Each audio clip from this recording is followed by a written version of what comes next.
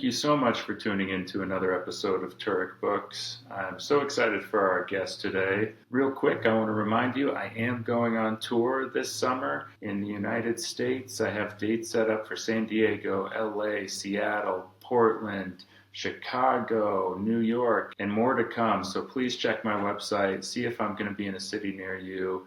I started headlining and it's been a lot of fun, and I want to continue that fun. So get tickets now and come on out. I'll be selling my poetry books after the show. I have a new poetry book coming out, and that's usually a great chance to chat with people and get to know people who are tuning in. So thank you so much for tuning in. Our guest today is Sophie Strand. She's a really special author, and I hope you enjoy the episode as much as I enjoyed talking to her. And as I'm editing this, I'm realizing my microphone didn't work, so it was just the computer mic. I'm sorry about that. It won't happen again. It's still a great conversation. I hope you enjoy it. Welcome to Turek Books Podcast. Thank you so much for tuning in. I'm your host, Joshua Turek. We're never going to read all the books we want, but when someone tells us about a book, that's its own valid form of experiencing it. Our guests come in to talk about the books that left lasting marks on them as readers, and that becomes a springboard to who they are, who I am, and maybe who all of us are. So sit back, relax, and enjoy it, and who knows, maybe you'll end up grabbing a book or two. Maybe you've read some of them, and it's nice to hear someone else talk about them. We want this to be like a book club, but without the guilt. Yeah, how are you? How's it going? There's my dog. I've been in this very artificial zone, which we were messaging about before we jumped on here, of publicizing a book that I finished a year and a half ago, 2 years ago, and is about a time period in my life that is like 4 years out of date. So I'm coming out of this weird, like, asynchronous experience of doing the part of writing that I don't enjoy, which is like the publicity part, and kind of trying to get back to the actual writing, which is what gives me energy and juice. And so working on a project right now that, isn't sold, isn't, public. And yeah, so that I'm at the pivot point. Okay, so you are getting back into writing a little bit, though. Yeah. Absolutely. Our guest today on Turek Books is a writer that I really enjoy. Her name's Sophie Strand. I can't remember when we encountered each other on the internet, but I actually remember encountering your writing before you and just it really striking me. And then I was lucky enough to read your new book, The Body is a Doorway, which you're already sick of talking about, it sounds like. And I read But I'm not. Aha! Dang it. Okay. Yeah, wow. Now I know the feeling. I went cold when you lifted my book up. I just posted my book this morning and I was like, God, I'm sick of this. But I know and no one else is going to post it if I don't. That's the thing. No. It's like, a book is kind of a fossil. Like, it's a petrified experience of old thinking, old ideas, but it is a relic. Yeah, and so you saying that you finished writing your book that just came out a month or two ago, but you finished writing it a year and a half ago. Long ago, yeah. Publishing, yeah. Have you done much trad publishing? Was this self-published? Self-published. Yeah, I mean, that's the route I'm thinking more and more is the way to go. So much to say there. But yeah, trad publishing is at such a deferral that I honestly think it means that everything is always late. Trad publishing is always not timely because things are so delayed. Because you have to sell the book, then you write it, then it goes to your editor, then there's publicity stuff and formatting, and it just takes years. Yeah, years. And that's what drove me towards self-publishing. Yeah. It was like and if I had sold no books, I still would have self-published and enjoyed it because I got to move at my own rhythm and my own speed.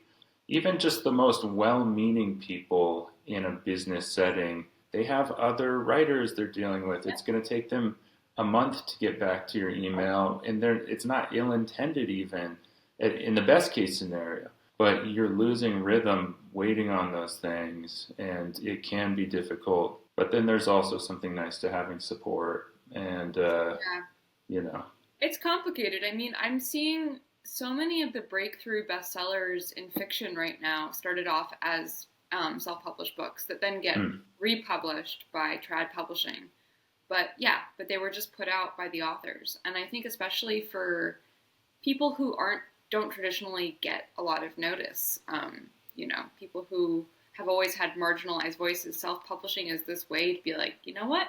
I'm just going to put my work out there. That's so cool. It's inspiring. There is that certain level of democratization. Yeah. Not a full one, but a little more. And yeah, I've had book publishers reach out to me since, and they're like, Yeah. "Yeah, maybe we can republish your poetry book." And it's not something I'm closed off to because I do like the idea of things changing, but even the financials, it doesn't totally make sense. Yeah. But I wanted to talk to you. I know the book is sort of like you said, a fossil, Yeah. but there is something cool about how the form changes. Self-publishing, I've been like signing and packaging and shipping my book off, and so it becomes a physical thing to me, to where it's like not really about the writing so much as it's like the physicality of the book. You are probably going to like bookstores and doing readings and stuff, and so it's interesting. Like it's like something totally different. It's an experience now. It's like shepherding you to experiences that you wouldn't have had otherwise, which I is kind like of cool. thinking of it as being this kind of like mycelial system that's branching out from me to create these nodes of connection. That's really, I mean, I'm sure you've had this experience, and I wonder what like the most surprising incidents of it has been. But once your book is out there, anyone can read it, and really surprising connections can happen. People can like come to you from your work who you would never expect to reach otherwise. I think for me, it's been like pretty life-saving. I remember someone was like read my work and reached out to me who had like a rare metabolic gene defect and was like, "Your story sounds kind of similar to mine. You should go check this out." This like woman who lived in the Midwest. Turned out I had that rare metabolic defect, and I would have never. None of my traditional doctors or specialists were able to identify that or figure it out. I couldn't have been like, oh, this woman in the Midwest is going to solve my problem, but she found my work. And yeah, there's something very magical about it. And by diagnosing that, did that help you? Yeah, it didn't solve everything, but it was crucial with my current treatment plan. Wow. Yeah. No, I mean, that is truly amazing. Yeah, you called it a mycelial network, and that is very reminiscent of your voice and your writing. And I won't go too long about your book, but I do just want to say it's a memoir, but a lot of it deals with chronic illness. But the way you discuss it is so different from like the linear path of like, okay, well, you're going to get better, right? Or you're going to, get worse or whatever. It's just sort of really a cool meditation on just being and thus being a human, because we're all in levels of pain in one degree or another.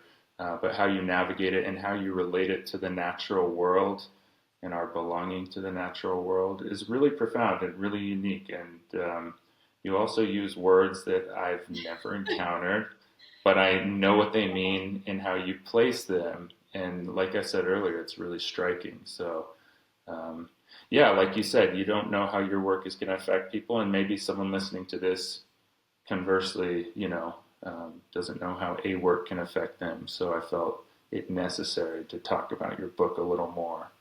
Well, thank you. Yeah, I mean, it's felt pretty raw to put out something that personal. I mean, a lot of your material is highly personal, especially that piece you read about your dad. I mean, do you ever get like a vulnerability hangover after you share something like that? Because I've been really feeling that. Yeah, people ask that a lot, and there's probably some disgusting lack of shame. It's funny. When I was a kid, my mom would like strike up a conversation with like a friend's mom, or picking me up from a baseball game or something, and I was always so embarrassed by how quickly she over revealed. And now here I am doing it possibly to millions of people, and so it might run in my family. But then also, I think it would have, but I did stand-up comedy for a long time, and still do it. But like, I think of the early years when it was like so cringe and so embarrassing. And I think back now about how bad I was. And so I think that kind of ruptures something in you that doesn't ever repair itself, and you become a shameless, um, monster. So no. I don't think that's a bad thing. I mean, I, what is it? Our demons do push-ups in the dark. Like, I think, Mm. our addictions are tended within secrecy. I think everything I've shared, I'm glad I've shared. But there definitely has been like a somatic element where below my utter shamelessness intellectually, my body will oftentimes like tense up after I do, or I'll have a flare after I do a big event. It's Yeah, and interesting. what is that flare like? You said a vulnerability hangover. Well, It's just I mean, kind I of think like, I have histamine issues, mast cell disease, and so I'll oftentimes have like very serious allergic reactions in the days hmm, following. So that's just like a pretty practical effect, and it's interesting. I can plan for it. I don't need to label that as good or bad, but it is interesting to watch how, even if my brain is totally fine with disclosing elements of my life that are really personal or raw, my body will sometimes like contract around it. yeah, your body is kind of a mood ring. Yeah. I'm gonna have to use that. Yep, it is. Yeah, please. Yeah. Well, and I think yes, what I write is vulnerable, but I think your work goes another level, and I don't know. I don't want to say male, female. I don't want to make it that simplified, but just yeah, existing in this society, there are differences there, and yeah, I think I use humor a bit as a protective mechanism.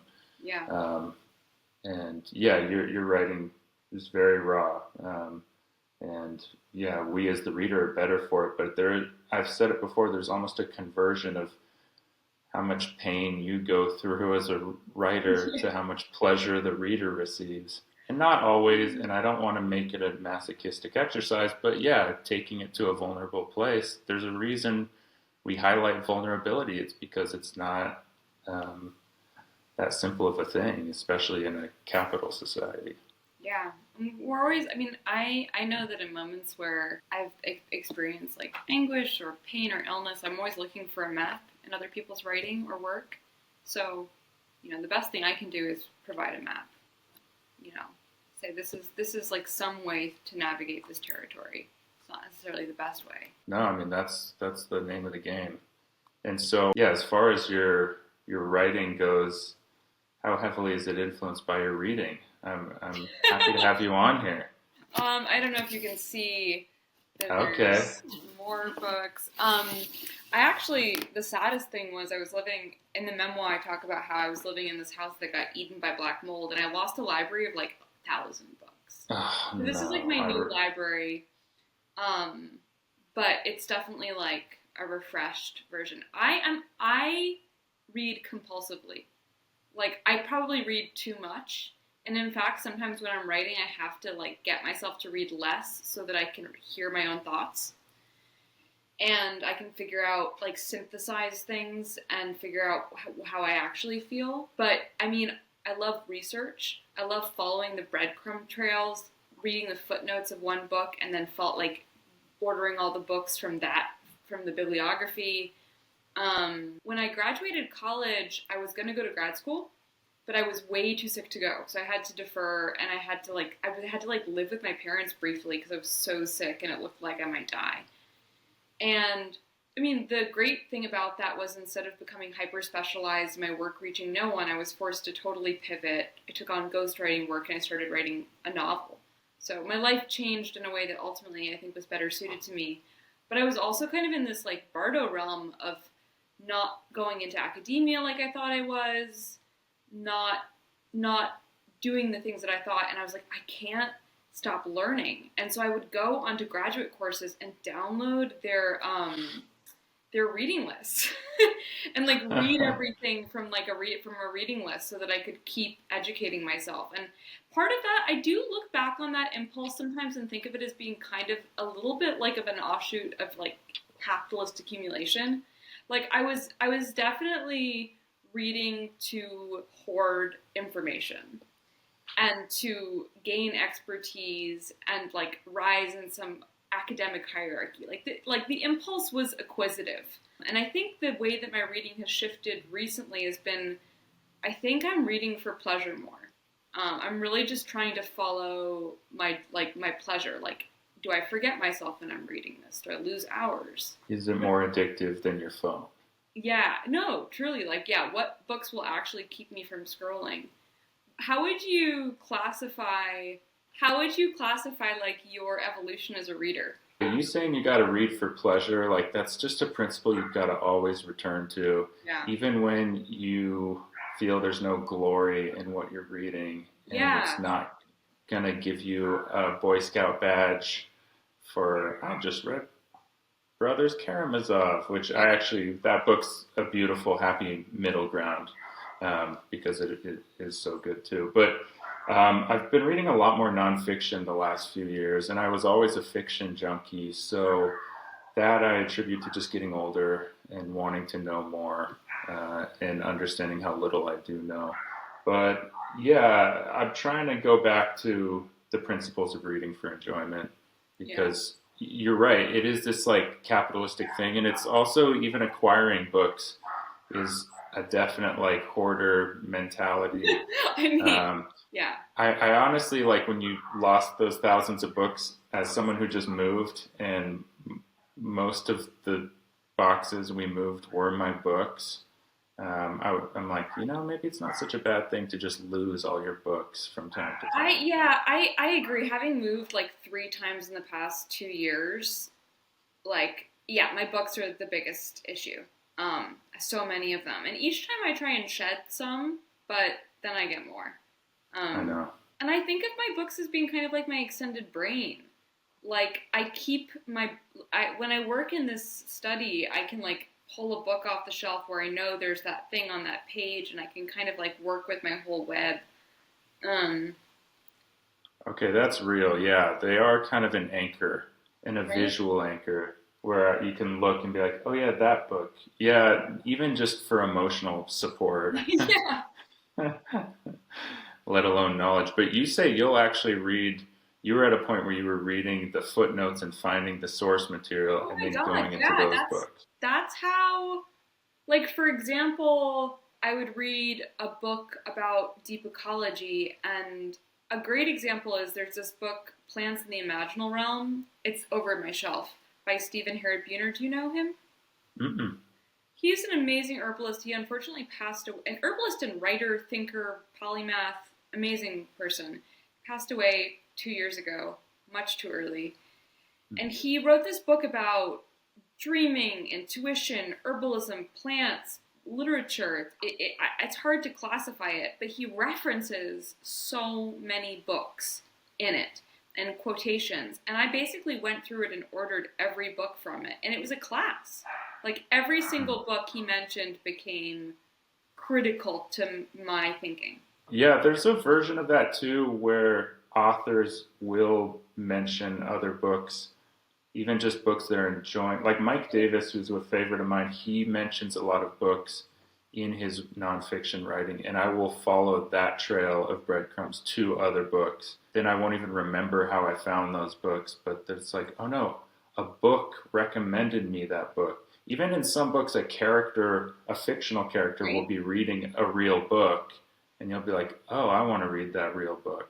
That's why I read The Lover's Discourse by Roland Barthes in like 9th grade. I read a Jeffrey Eugenides short story called like A Solitary Love or something in the New Yorker that became his book, The Marriage Plot. And I read the short story, and in it the character is obsessed with semiotics and Roland Barthes, and I was like, oh, that's the height of cool.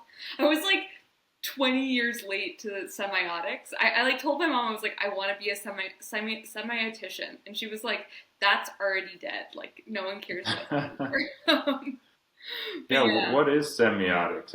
It's like the study. It's the study of language as signs. So it's like this hypercritical, non-historical analysis of words and language and syntax. It's like French symbolist movement. Yeah. Well, and that's what we're talking about leads me to think is that when you're a reader Hmm. and you start recommending books to other people, or books start recommending books to you, or you're searching the footnotes and the Yeah. bibliography, it is its own language Yeah. recommending books. And that's what this podcast has started to awaken to me, is like, no, we're like tapping into a sort of separate language. You used the example of mycelial networks, Yeah. and which is just always a great example with anything. But yeah, it's like kind of its own language, and book people, you recognize them when you're talking to them. Like I already recognize it in you. I'm like, oh yeah, okay, you're a book person. I mean, I believe I think we all have our frameworks and they're not necessarily extrapolatable, but I believe in bibliomancy. Like if I'm superstitious or woo in any way, it's that I believe that books footnotes are my breadcrumbs that like help me make connections I would never otherwise make. Like oftentimes I'll take a favorite book and like throw it open and like put my finger down and follow the breadcrumbs. And for me that's like really been a spiritual practice that works. Um yeah, bibliomancy. Bibliomancy. Yeah. Dang, that's cool. I mean, it was a real thing, especially I think in the medieval ages. Like they oftentimes did it with scripture. Like you would open up the Bible or the New Testament and like put your finger down and whatever came out, like that was your saying, It's really as simple as that. Sometimes you just need something to focus on, right? Yeah, and books provide a wealth of that. yeah, If I was going to come up with the name of a band, uh-huh. if the band didn't come to me immediately, or I didn't like anything that I put into my notes app, even though I'm never going to have a band, but I'm keeping track of band names, I would just do that. It's like same with titles. It's so hard to Yeah. think of a title if it doesn't just come in through a side door. So I would almost just start flipping open books and finding little words I or love two doing words that. I love together. like pulling like you going through Shakespeare. Every other line is like a title you could use, or John Donne. I mean, a great old poet where every other line is a title. I Yeah. was flipping through a big Shakespeare anthology, Uh-huh. and it said something about a fluffy-headed monster, and then my dog got right in my face as I was reading that, and there appeared my own fluffy-headed monster. Um, yeah, I don't know. That just made me think of that. But I kind of like the interdependence and the complicating the idea, this like pretty modern idea of the individual author too. Like, that these are all my own ideas and I did this totally alone. Because the truth is that we're compost heaps of every thinker, every writer we've read. And it's so important to know when we're reading that we're reading like the fermented final product of all of these different elements. Yeah, I love that. It's really true. And so, I guess getting to know some of yours, Mhm. I'm curious about what you brought for us today. So I wanted to really keep to the theme, so I brought stuff I'm like working on right now. It's on my desk. So one thing that is very close to my heart right now is a collection of some of Ursula Le Guin's best writing and writing about Hmm. fantasy. So The Language of the Night. And this collection was put out, I think, in the past 3 years, but it's all of her like best known lectures, essays. In particular, it has one of my favorite essays, which is Why Are Americans Afraid of Dragons? Hmm. And in it, she kind of makes a great point, which for me has been really important as I move back into fiction and fantasy, which is that Americans like demonize fantasy or imagination and say that the only thing worth reading is the truth and realism, but the truth is that like all of our realist fiction is fake. It's like less real and more fantastical than fantasy because it's about only human beings. There are only three human beings living in a city having these highly artificial relationships, that it's very anthropocentric, it's very narrow, and that a lot of realism is actually more fantastical than fantasy and that we're afraid of fantasy because it challenges norms and attempts to disrupt paradigms. And so, like, realism excludes so much of Yeah, reality, whereas fantasy is like, hey, we're open to even more of what's probably here. The way I've been thinking about it is how the rods and cones in our eyes work such that when it gets dark, the center of our eyes can't, I forget what it is, but they can't perceive light head on with any precision. So if you look, have you had the experience of like looking at a star directly and having it disappear in the sky? No. If you should try it, like if you really try and focus on one star in the sky, it will like start to fade out. And then if you close your eye and like look at it out of your side eye, it'll reappear. And this is actually because of how the rods and cones that perceive light are organized in our eyes. And I've been thinking about oblique vision and side vision and how the best way to give the dog the pill is in cheese. And the best way to pick up the cat is from behind. And sometimes the best way to really make people sit with complicated moral subject matter is through fantasy, imagination, sci-fi. That totally tracks. Yeah, always finding that side door in. It's wild. I've started reading the Bible, and I've had to take a break because it's really intense. Yeah. I'm like 100-something pages in, and it makes Game of Thrones look like Sesame Street. Right? There's so many wide-spanning elements to it. And so this idea that why are Americans afraid of dragons, it's interesting because, like, living in a sort of, do you call this a Judeo-Christian based society? Like, the source material for that is really wide-spanning and not isolative at all. So I'm like, do people read the Bible? No, I don't think they do, actually.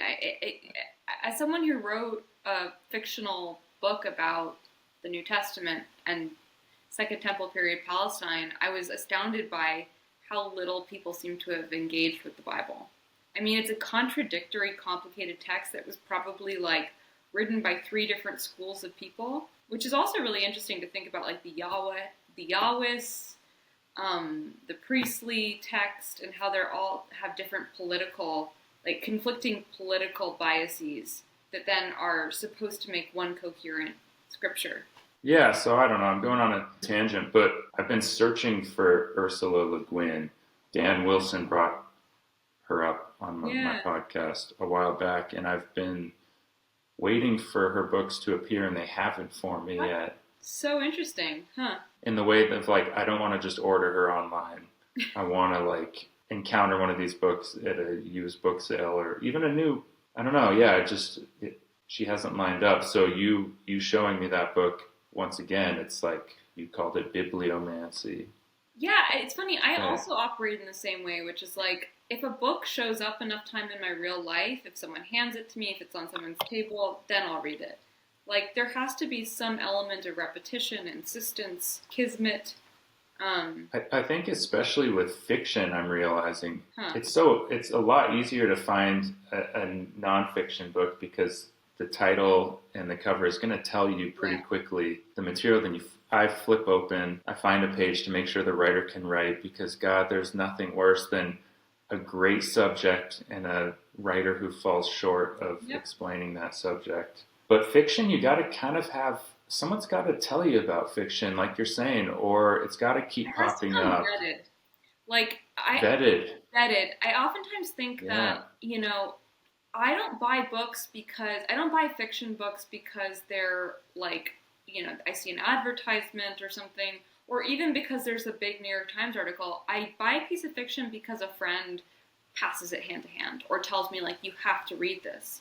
Like, there's this quality of hand to hand in fiction that I really appreciate. Yeah, and then you find schools of writers who belong to the same day and age, the same social circles. I think that's how I discovered maybe David Foster Wallace, which whatever, say what you want about him, was because Jonathan Franzen wrote this very long, touching recollection of their relationship after he passed or something like that. And I love schools of writers. That's like one of my favorite things, and to see how they all influence each other. Yeah. Yeah, I don't know. Do we still have those these days? I mean, I feel like my school of writers is on social media, sadly. Me too. Like, I think there are coteries. Like, there are people who lift up each other's work. I think you see it more in women's fiction. Like, I oftentimes see women fantasy writers or romance writers who really form like a collective and lift each other up. That's cool. Yeah, it's also really cool to see people supporting other people's work, because I think there can be this weird isolating effect of writing and publicizing where you're constantly in competition with others, and that's not super helpful. Yes, it reminds me of this video I saw yesterday. This guy said stoner culture has died since weed got legalized, and now you can get it everywhere. Mm-hmm. And so you've lost the group hang, the group acquisition, the group smoke. And he's like, no wonder all of you get anxious smoking weed. You're doing it alone.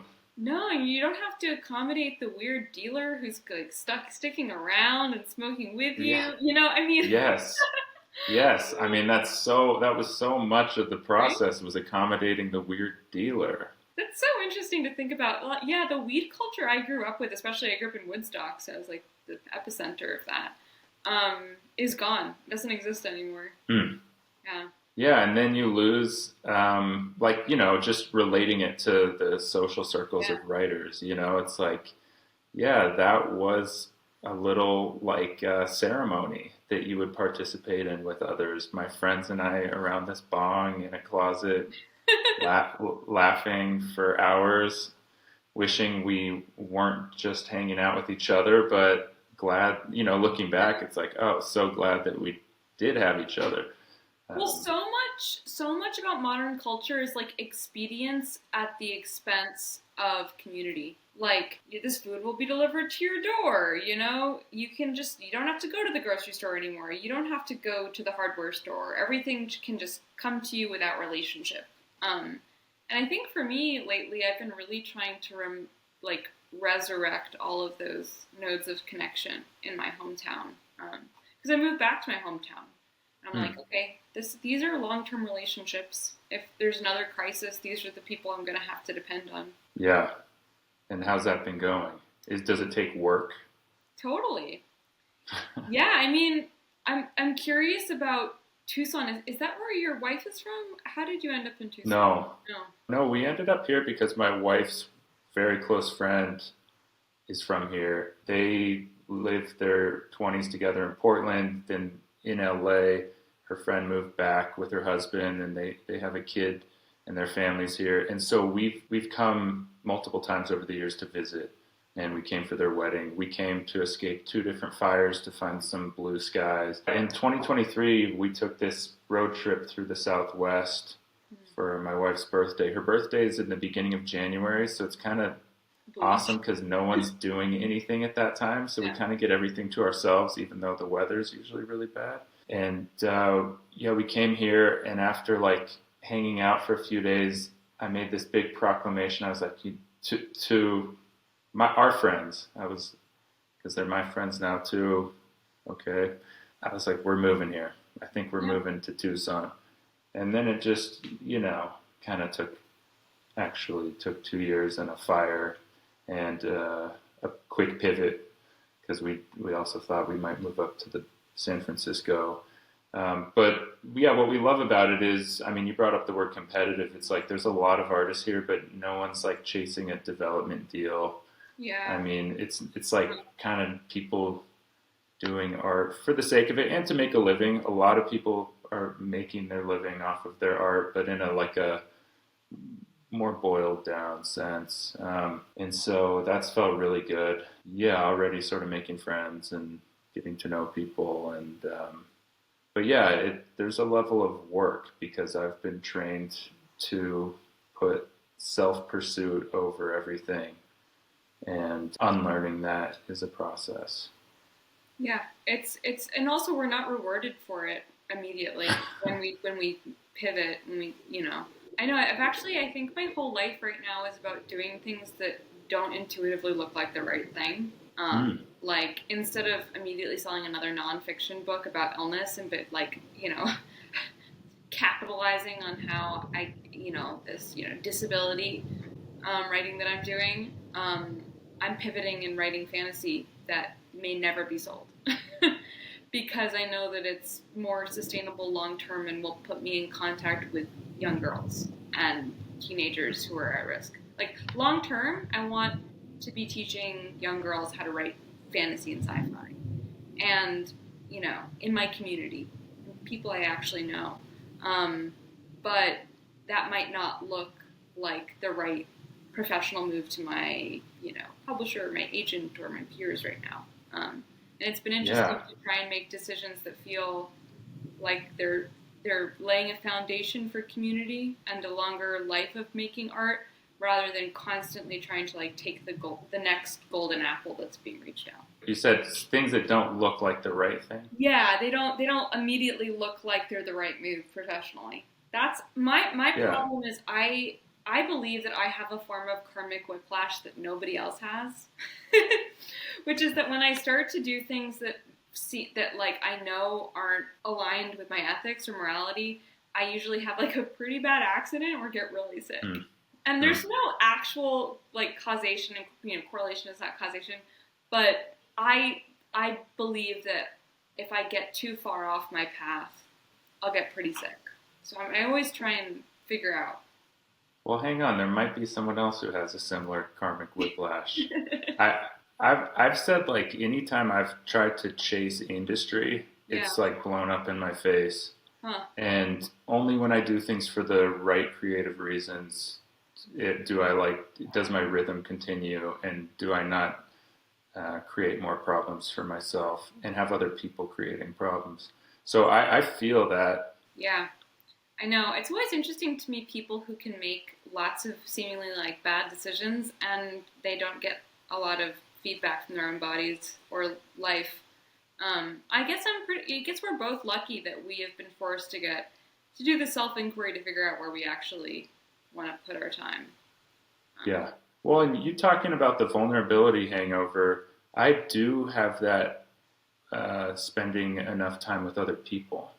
Yeah, socializing. I don't drink anymore, but I feel charged being around other people, and I really enjoy the company of others, but it does disorient me after a while, and it drains the battery. I guess we all sort of, and there's the challenge. I know. I never know if I don't think I'm an introvert, but I need tons of time alone. There's some weird blend. I really do need the influx of otherness. I need other people's ideas. I need to have a phone call with a friend, but I also have to walk it's so funny. When I was with my ex, I guess it's almost 6 years ago now, and I finished this long novel. I said to him, I was we're going to have to spend a lot less time together for me to write my next book, because I need to walk 10 miles a day alone to be able to come up with the ideas and let things move so I can write something new. And it's true. Yeah. It's I need a lot of time alone to be able to hear my own voice. Yeah, no, and to be able to listen to what the world is saying and what you find interesting in it. Yeah, I identify with that. Okay, and so, Ursula Le Guin. And has Ursula Le Guin inspired your sci-fi love? Have you read some of her other books? I've read all of her. Not all of her, because she wrote a lot. Gosh, she's, I always say to my mom that, I want to be like her with the list of all her books eventually on the inside cover. Yeah, she's been really formative for me because she wrote young adult, she wrote historical fiction, she wrote sci-fi, she wrote romantic fantasy sometimes. She was really good at being genre promiscuous, which is kind of something I identify with. I also always joke that you've really made it as a writer of sci-fi and fantasy when you get the bowl cut. I screwed up this April Fool's prank that I wanted to play on my friends, which was I was going to get a bowl cut wig and be I'm making my transition to being a sci-fi and fantasy writer, so I got a haircut. But yeah, she's really inspired me. She also, I think one of the interesting things in college was I had all these academic mentors who were really incredible people, but they had really horrible lives. They very much wanted me to follow in their footsteps, but when I looked at them, I was these are older, upset people with drinking problems, acting like high schoolers with each other, having affairs, deeply upset. I'm is that really what I want to do with my life? And so I started to ask myself, who are writers who had the kind of life I'd want to live?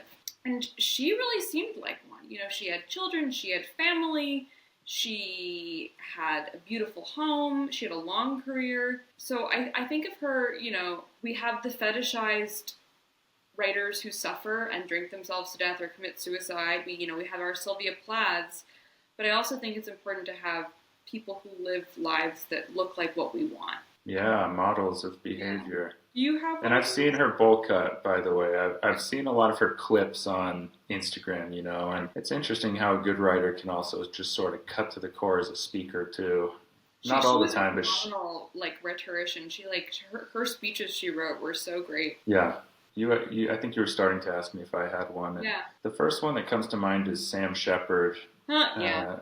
I love his writing. I haven't read a lot of his plays. I didn't even really like Paris, Texas, which is his most famous sort of, I think, work, screenplay and stuff. But his short stories and essays are so dreamy and sensual and Southwestern, which is cool too. But you know, then he would write about being on a movie set, and he was just sort of this alien who loved the American West, but he definitely understood it wasn't his. Like, he was a little out of place, even though he never really straight up said it that way. Mm-hmm. I just think he lived an interesting life, you know. He was like a drummer in punk bands in New York, and then living in little trailers out in the middle of nowhere until his agent called and was like, you know, go do a random movie. So yeah, I think he's the kind of person who comes to mind.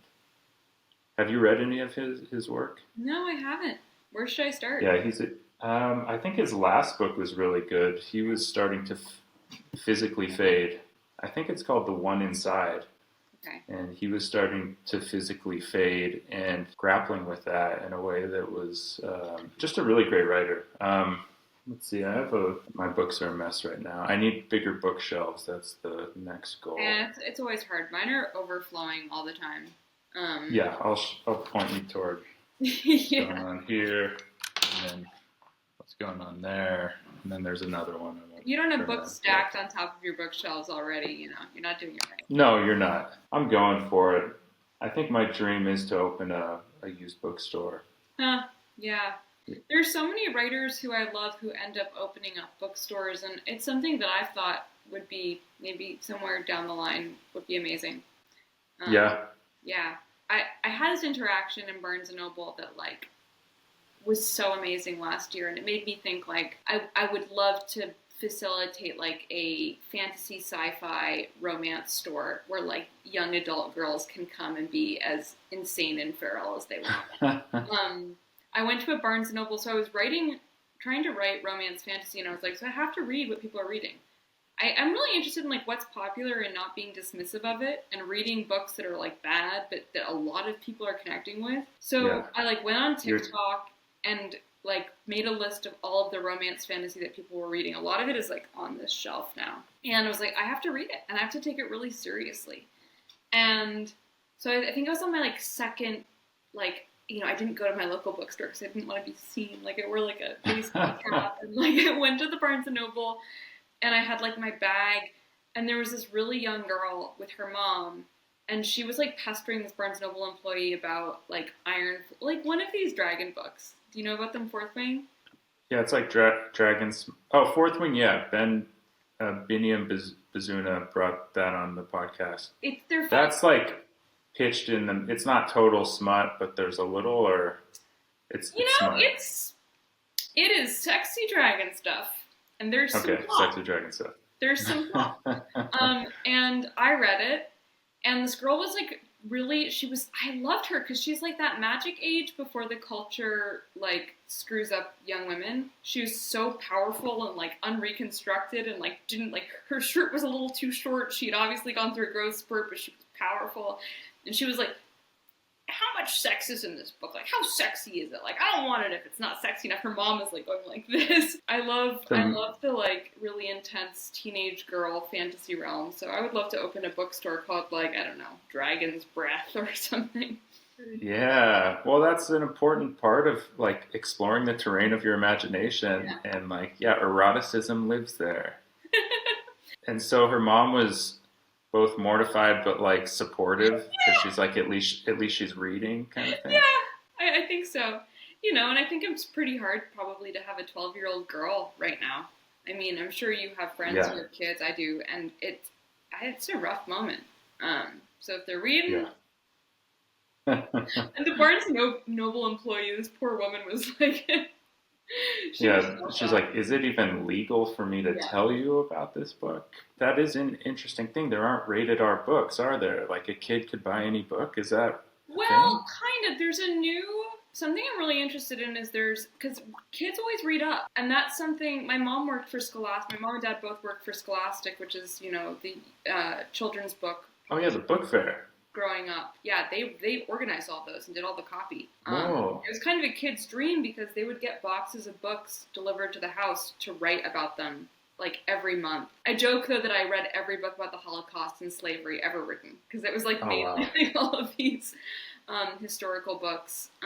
But there's a new genre called like new adult, which is it acknowledges that young women especially read up. They read adult books that are not meant for them. And new adult is like, this is technically adult themes, but it's acknowledging that it's probably going to be read by young adults.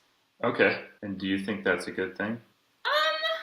I Or think it's just a thing? whenever capitalism gets involved, things get complicated. Yeah.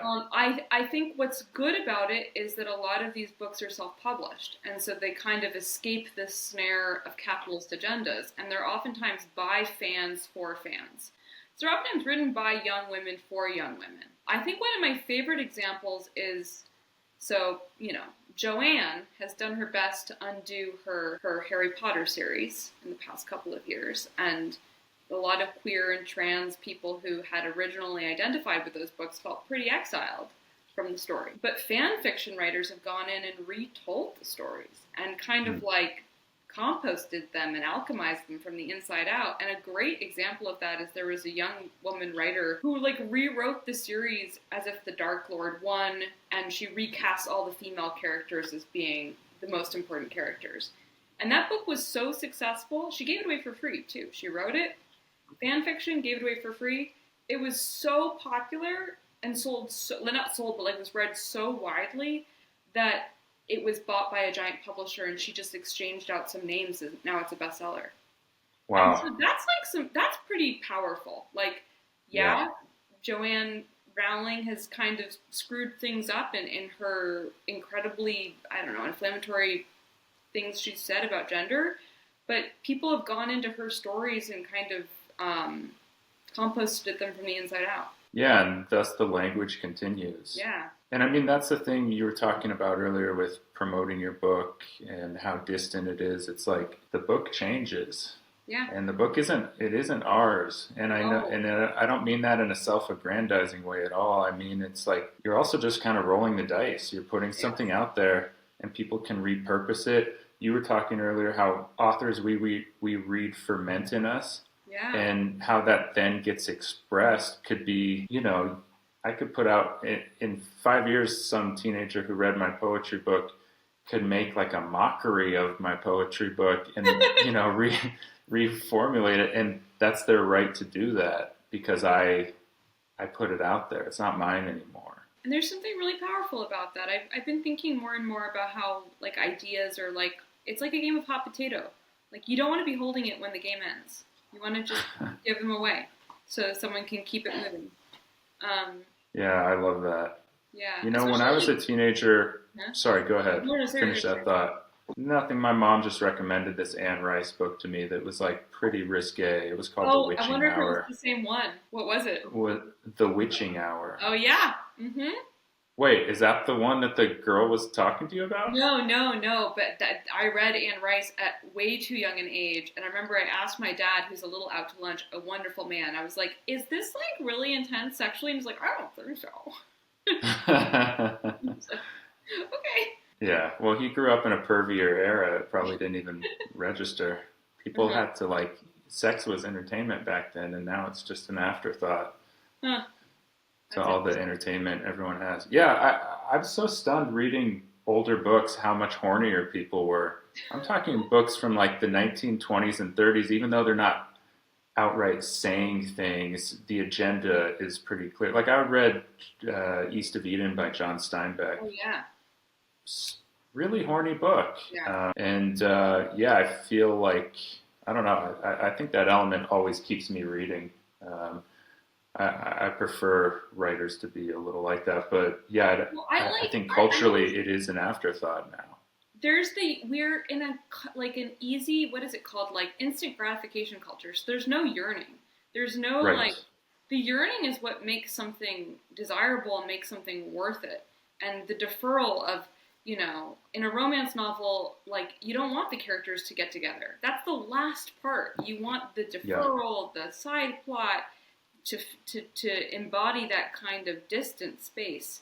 You know, Esther Perel calls it like the erotics of distance. Like you have to be able to see your partner from a distance, yourself from a distance, and that's what creates like the friction and the energy. I mean, I think, and that's why these fantasy books have gotten popular, right? Because that energy isn't really found in as many places, even just conversationally or with how we interact on a day-to-day basis. Like you're not locking eyes with a stranger at the grocery store or at the checkout line because you're looking at your phone, hoping that the line or like dating moves apps. quicker. Like I think about something that me and my friends have talked about a lot is I really don't like in dating apps how you meet a person and you're already like have kind of admitted to each other that you're interested in each other. Like you lose my favorite part of the dance. Like when I was in like high school, it was like, does he like me? I'm not sure. Are we flirting? Like, God, no. But the mountain. Yeah. You have to climb such a mountain just to find out that answer. Sorry, I didn't mean to interrupt. No, yeah. It just, we've lost all the innuendo. I mean, I was thinking about like, it happened one night with Claudette Colbert and Clark Gable. Like, they can't show sex. They can't show them kissing. They can't say anything. So they have to be more creative. And so the language is much more playful. Do you know the philosopher Byung-Chul Chan? No. An interesting guy. He talks about how everything is so bare and naked that it doesn't exist anymore. There's no depth. When everything is pornographically clear, when there's always a fluorescent light on, there's no yearning, there's no deferral. It's just everything is available, so it has less depth and less value. Well, okay, you bring up philosophers. I bring up my second TikTok video that I saw yesterday. Please. This young woman is filming this young man who's walking past her at a bar, and she's going, and he kind of looks at her, but he just keeps going, and she goes, "That's the guy I've been talking to on Hinge all week, who I happen to see out and about." And he didn't bridge the distance in reality and go, "Hey, we know each other. Hey, what's up?" It was like it was existing in that surreality and in that naked window of the iPhone dating app, but then the reality was vacant. It was absent. It was almost like it didn't relate to what was happening in that naked window. Yeah, it's like money with no gold behind it. Like we have all of these interactions that have like no gold backing. Our language is like it's just floating without a root system. Yeah, I mean, I joke I can't go to the grocery store anymore because I'm going to run into someone who I went on a horrible date with. Like, what? Yeah, are you living in a pretty small town, or? Yeah. Okay. Woodstock's small. Yeah. Oh, you are in Woodstock. Okay. Yeah. You said you returned. Yeah. So how far is? You have a Barnes and Noble. Barnes Noble's in Kingston. So Kingston is like the upstate city. It's where I lived for 5 years. Okay. And Kingston is like, it's funny, like 10 years ago, it was super down and out, not a place you'd want to be, and then it was completely gentrified, and of course I moved there. But you were one of the good ones, right? I hope so. It was a nice place to be stuck for COVID. I think that upstate New York can be like, everywhere can be a 40-minute drive. Like, you live out in the middle of nowhere. And I think with COVID, I was really glad that I landed somewhere, like, I landed in a neighborhood on the Hudson River. Like, very cute. I knew all my neighbors, and so I didn't feel isolated at all. And I'm really thankful for that. Yeah, that's really nice. So, yeah, sorry, I think I've detoured us a bunch of times. I want to hear about some of your other books, if you have them. Oh, yeah, totally. Detours are the only thing I'm interested in. No heroes. Yeah, same. So I was just being polite. No, I know. Yeah. And I also, I'm so excited by my books. I have 2 books that are kind of on the same tangent. So A Distant Mirror, The Calamitous 14th Century, which is a famous and amazing, do you know it? Not at all, no. By Barbara Tuchman. It's like a famous social history of the 1300s. So it's like the years in France following the Black Plague, the rise of the Jacquerie, and the Jacobin revolts. It's so funny. I read it for the first time at the beginning of COVID, and it's all about the breakdown of society following the plague and what happens to a society when there's a massive plague. And it's a really interesting book. It was written a while ago, and it still totally holds up. The companion piece... Yeah, it sounds familiar. Yeah, exactly. Timely. It also predicts, I will say, like, the social unrest and revolts. This is like a pretty good prediction, I think, of what we have in store for us. And then this is a history of all the primary documents and interviews that were done in the rehabilitation trial of Joan of Arc. So her mother had there be a retrial of her after her execution to prove that she was innocent, and she proved it. And they interviewed everyone she'd ever known. And so this is a compilation of a lot of those interviews. So I've been obsessed with Joan of Arc my whole life. And I have always wanted to write a book about her, but there are so many books about her.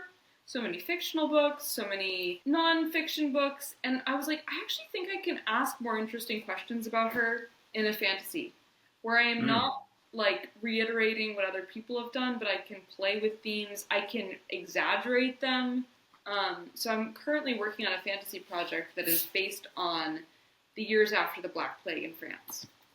Okay, so this is background material research. What drew you to that subject matter? You said you've always been obsessed with Joan of Arc, and here we are post-pandemic. I mean, it seems like there's a lot of sort of parallels going on. Definitely socially. Joan of Arc for me is always, I mean, why do we hinge on to certain things? I mean, I think, of course, it's like young girls, like Joan of Arc.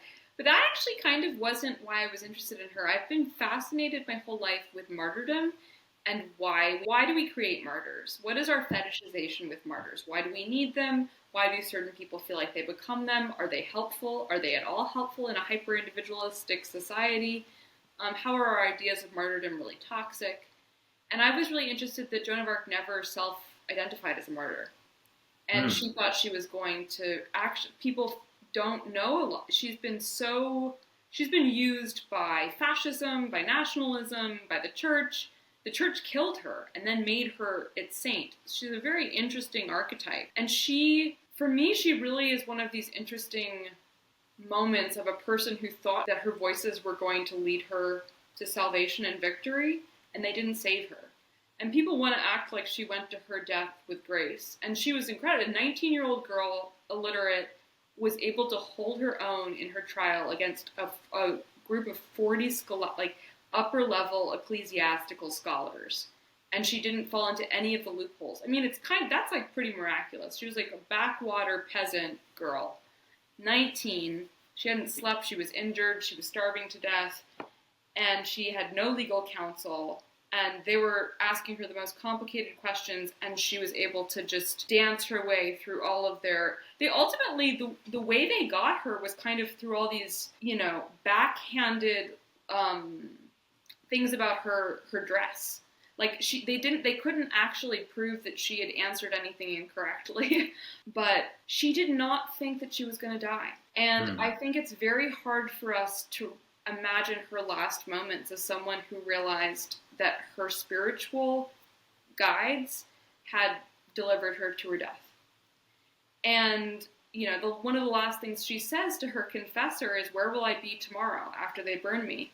And he says, well, won't you be in paradise? You're the person who says you have a direct line to God. Like, you've had, the most completely unwielding faith through this whole trial. And she's like, I don't know anymore. So what we don't want to look at is that, at that moment, right before she's burned, she has a complete collapse of faith. And for me, that's a really interesting moment. What does it mean to think you have spiritual authority and that it's in your best interest and it actually leads you towards your death? Yeah, and how things just aren't going to tie up right? neatly for you or those who are observing you, Right? who Yeah. live on So, to tell your tale. And also, what you were discussing martyrdom, mhm, and there's like, I mean, it's ad nauseum this acknowledgement that we're living in this sort of propagandized yeah, individual, rugged individual, but also as we were talking about Joan of Arc, it's like, well, that's one of the few like historical female figures that we all have a sort of a touchstone, can use as a touchstone. She came up somewhere in our education at some point, and it's like, why was she taught in this sort of? Because I'm getting older now. So, like the world I grew up in, it was like, I mean, still is, but like dominantly patriarchal. And so, why did Joan of Arc sneak through? And is it because embedded with that is actually a cautionary tale?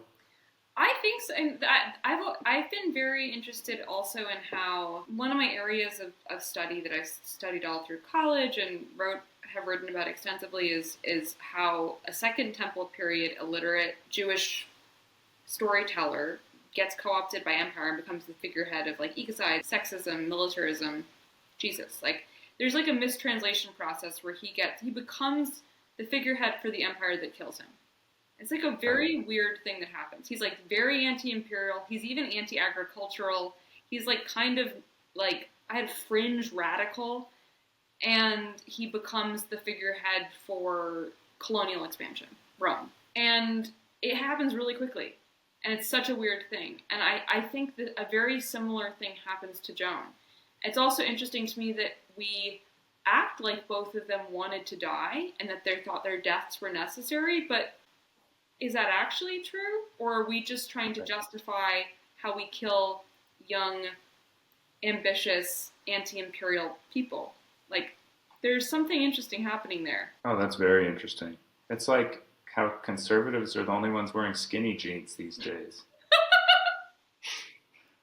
That's super 10 funny. years ago, they were ripping on the hipsters for wearing skinny jeans. Now and it's like wellness culture. Culture That has is just such a, hard pivoted right now. right? And yeah, and so it is really interesting how those that condemn, I mean, it's that thing of people being attracted to things that they're not supposed to be, and so they have to first warp their attraction and Yeah. then justify it later after they've proven, I don't know. Yeah, that's really interesting. So another book I brought, which I think it's a series, does a great job of that. I don't know if you've heard of the Red Rising series by Pierce Brown. This No. is the last book, and this is the second to last. The last book isn't out yet. It is a epic, amazing space opera about empire, eugenics, great many things. It's fantastic. But it does, whenever I've seen him interviewed about the book, and people will say, like, well, what are your thoughts about Mercy? This character does this character does this. He's like, there are a bunch of different characters, and they have very different perspectives. Like, you get to decide. And I hope I can write a book that lets people, that's open enough that other people can enter into it and come to their own conclusion. I wonder, do you have to read certain things when you're writing? Like, can you read nonfiction when you're writing nonfiction? Or do you have to, like, what is the correct alchemy? I've used to say that there's times to read and there's times to write, Yeah, but I don't know if I believe that anymore. yeah, So there was a realization that might have outlived its purpose, or that I moved on from. I think especially as you hone your own voice, and your voice is unalterably yours at a certain point in life, there's less permeability from other voices, yeah, and you just take comfort. You said earlier that you've always had to be reading and stuff, yeah. and it's like, yeah, because it's companionship more than it is inspiration, even at times. It's like I'm on a big Larry McMurtry kick, Oh, I don't know and I'm him. just yeah, he's like a Western writer, Right. and he's like, I call him like a more playful Cormac McCarthy, kind of like a flirtier Cormac Yeah. McCarthy. But he also was a rare book collector, and he owned his own bookstore, Huh. and he wrote screenplays. He wrote The Last Picture Show, if you ever saw Okay. that, with No. Sybil Shepherd and Jeff Bridges. great movie. But I just read Lonesome Dove, which is just about these old ranchers. And That's my friend's favorite book. She told me I had to read it. is it? Yeah. Yeah, I think it's a lot of people's favorite book. It's a really complete work, and he doesn't cheat you at any point. And the details that he is able to tap into are so lush and impressive. And even these little things that don't really go anywhere, the way they bring life to the world that you're reading about, it's just so good. And it's a cattle march. It's a cattle march from Texas up to Montana. And so you get that journey, that quest, and the symbolism of that. And also just a real awareness of colonialism and what that was without beating you over the head about it and without getting too messagey about it. So, but anyway, yeah, so he's written all these memoirs. He wrote this Playful Houston series about these artists, these academics in Houston in the 70s, because he taught at Rice University. And he's a companion. It's not the kind of book where I'm like, yeah, this is really impressive. This is gonna open up this new world to me. It's just like, I like having this guy's voice around. Yeah. And he wrote this book about his book collection, about collecting books. And 1 or 2 chapters in, he mentions used bookstore in Tucson that he calls a great bookstore. And I'm like, okay, see, he's sort of like, hanging out with me. That's a tangent. But yeah, I think we do derive company from them. I always feel like it's kind of corny to say, but reading saves my life, like, again and again. I think for me, it's like a friend of mine who went through a really big loss recently was like, I'm reading all the time now. Why is that? And I was like, I have found that at moments when I am in a lot of discomfort, like, reading is what helps. And it's true. Stories keep me moving. I read this great book, this great fiction book, There Are Rivers in the Sky by Elif Shafak, about the Yazidi population and their displacement and their genocide, something I didn't know anything about, Mesopotamia. And I read it during this period of time this winter when I was like basically going blind, very ill. There were a lot of uncertainties. Things looked really dire. And it kept me from getting locked in to my suffering. Like, it was just so helpful for me to remember that there's so much complexity out there beyond my own atomized, self-important pain. Well, yeah, I mean, that's so interesting, this idea of bringing back the awareness of the world's pain. Yeah. And how many different formations and mutations of pain there are. Also, but also like love. Like, I think one thing that happened when I, went to college is I kind of got snooty about romance. And I think I've been coming back to realizing that I really like love stories. They can be queer or weird. They don't have to be like a direct love story, but I think I really like stories of relationship. Yeah, I do too. And I think I'm inspired by you saying you want to know what's current and you want to read bestsellers. Yeah. And because clearly you've read a lot of obscure books in a lot of different avenues that most people will never touch on, and yet you're returning to it. My smart TV, when you turn it on, just starts playing a movie right away, and it's usually like a dated movie. And yesterday it was Coyote Ugly, which is, it's about like women bartenders at this like kind of rough and tumble Western themed bar in New York City. And it was so simple, but at its core, a romance, a love story. And I ended up watching a lot more of it than I initially thought, because it was just that. It was that simple interplay. Yeah, I love Shakespeare. Like, I'm also rereading a lot of Shakespeare plays right now, just for kind of like language and playfulness and dialogue. And he knows what we're reading or watching or listening for. He knows, like, yeah, he wants an audience. He was writing for like real people who go to the theater. He needed to sell tickets, so he had to use. I'm really interested in tropes. Like, people are very down on like cliches and tropes, but Homer was the king of Homer is basically just a bardic tradition of taking these heroic tropes and mixing them together with each retelling. And tropes are what attract us to something. Like, we're like, oh, I like enemies to lovers. I'll probably like that book. Will they, won't they? Yeah. Yeah, I mean, it is as simple as that. And, I'm sure you've read Joseph Campbell. And oh, my gosh, yeah. He's one of my, I both have disagree with him and love him so much. He is like, I call him one of my secular saints because his work means so much to me. Yeah, and just how it really permeates down to, like, there's imprints in our biology that have spanned so many generations. And those imprints, they manifest in story, and we all have them. And so, it's like as simple as those tropes for a reason. It's because it's like it's like baked chemical into pathways. us. Like, you create medicines to follow certain chemical pathways. Like, stories also. Like, there are certain stories that we're susceptible to. Do you want to ask a really big question about capitalism? Put it in a love story. Yeah, no, exactly. I don't know. Hearing you say that too, it's also like you said, reading to cheer yourself up. Reading books can be like mood regulation. Yeah. And you had asked earlier about what do I read while I write. Yeah. And sometimes sometimes I'm reading things that just lift me up. Like the Larry McMurtry. I'm also rereading Confederacy of Dunces. Yeah. Which, have you read that? No. I think it's the funniest book ever written. Laughter is, I am always looking for laughter. Yeah, mood regulation. And so, there's something to that. Books is medicine as well. Well, they've shown that people who read more are less depressed. They have better empathy. They're better at reading other people's emotions. I mean, there are so many ways that helps us be more relational. Yeah.